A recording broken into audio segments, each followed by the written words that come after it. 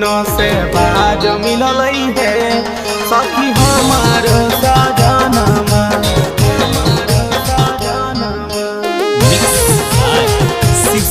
Studio न से बाज मिलल है सखी हमार सजनमा। दारू पिए में बेच दिल कई घर के बर्तनमा। न से बाज मिलल है दारू पिए में बेच दिल कई घर के बर्तनमा। न से बाज मिलल है न से बाज मिलल है सखी हमारो सजनमा। न से बाज मिलल है सखी हमारो सजनमा।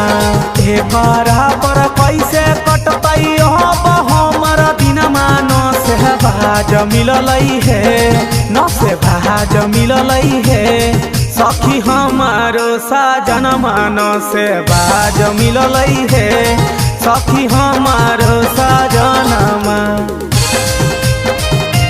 न से बाज मिलल है सखी हमारो सजनमा।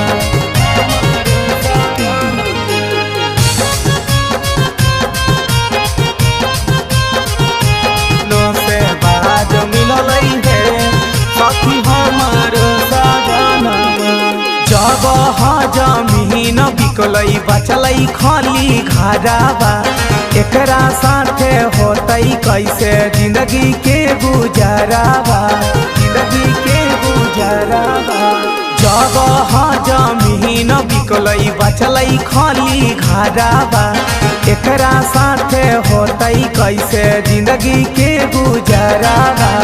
एको गो ना रहे दिल कई तन पर गहनमा। न से बाज मिलल है एको गो ना रहे दिल कई तन के गहनमा। न से बाज मिलल है न से बाज मिलल है सखी हमारो सजनमा। न से बाज मिलल है सखी हमारो सजनमा।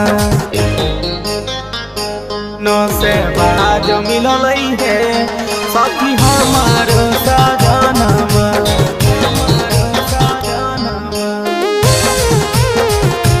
न से बाज मिलल है सखी हमारो सजनमा। जरलै करहमक के एकरा से सदिया। के तना बतैया अपन दुखावा के बतिया। दुखावा के बतिया जरलै करहमक के एकरा से सदिया। के तना बतैया अपन दुखावा के बतिया।